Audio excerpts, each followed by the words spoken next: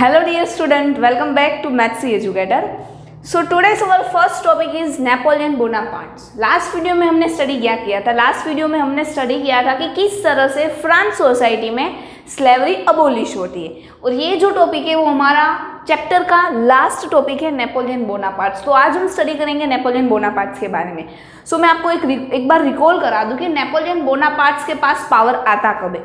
क्या हुआ था कि जब जैकोबियन क्लब लॉस्ट हुआ उसके बाद पूरा पावर आ जाता है डायरेक्टरी रूल के पास। तब भी क्या हुआ, डायरेक्टरी रूल में भी जो एग्जीक्यूटिव थे और डायरेक्टरी बॉडी और एग्जीक्यूटिव बॉडी और डायरेक्टरी जो थे उसके बीच में कंटिन्यूअस कॉन्फ्लिक्ट होती है, तो वहाँ पे एक वैक्यूम आ जाती है। तो इस वैक्यूम को ऑक्यूपाई कर लेता है नेपोलियन बोनापार्ट, मतलब वो ये अपॉर्चुनिटी ले लेता है और अपने पास पूरा पावर ले लेता है। कौन ले लेता है? Napoleon Bonaparte. So crowned as emperor in 1804। 1804 में वो क्या बनता है, उसके पास पूरा पावर आ जाता है। उसके बाद वो कुछ चेंजेस लाता है कंट्री में। वो क्या लाता है कि कन्क्वेर्ड मैनी यूरोपियन कंट्रीज, मतलब ऐसा हम बोले कि उसकी neighbouring country, it should be right terms for this, उसकी जो नेबरिंग कंट्री थी लाइक बेल्जियम और उन सब पे उसने अटैक करके अपना पावर वहाँ पे रख दिया था। मतलब कॉन्क्वेर्ड मैनी यूरोपियन नेबरिंग कंट्रीज के सामने उसके कॉन्क्वेर्ड करके अपने पार्ट्स में वो ले लिया था।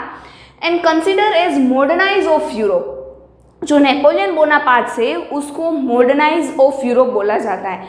उसने ऐसा तो कुछ किया ही होगा ना कि जिसकी वजह से उसको ये नेम मिला, मॉडर्नाइजर्स ऑफ यूरोप। तो उसने ऐसा क्या किया था वो हम देखेंगे। उसने कुछ लॉ चूज किए थे और ये लॉ को सबके सामने एग्जीक्यूट किया था, मतलब सबके सामने उसने ये लॉ रखे थे। दैट्स वाई उसको मॉडर्नाइजर कहा गया है। वो लॉ कौन कौन से थे?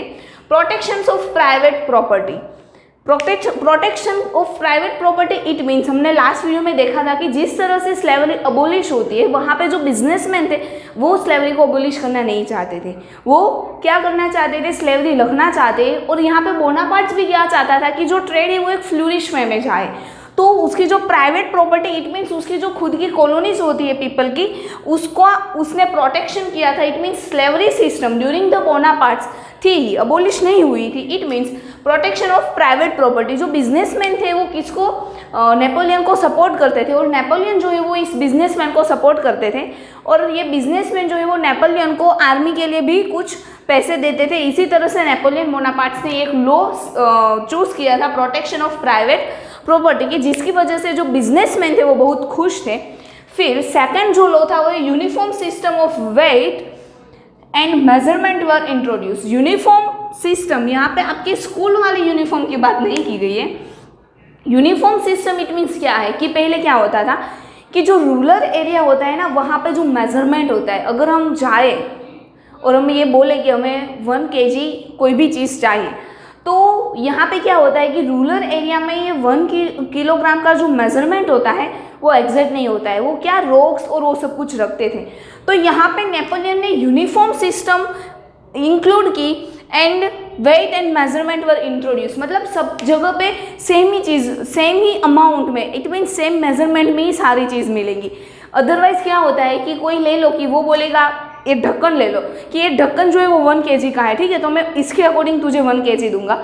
अगर आप यहाँ से दूसरी जगह पे जाते हैं तो वहाँ क्या होता है कि ये ढक्कन के सिवा का जो पूरा मार्कर है वो 1 kg, तो मैं उसके अकॉर्डिंग आपको 1 kg दूंगा। पहले कुछ ऐसी सिस्टम चल रही थी कि सब जगह पे मेजरमेंट अमाउंट जो होता है वो सेम नहीं था, बट नेपोलियन बोनापार्ट ने ये सिस्टम यूनिफॉर्म बनाई। इट मीन्स आप कोई भी जगह पे जाओ यूरोप में 1 kg अमाउंट जो है वो फिक्स ही रहेगा, उसमें कोई चेंजेस नहीं होंगे।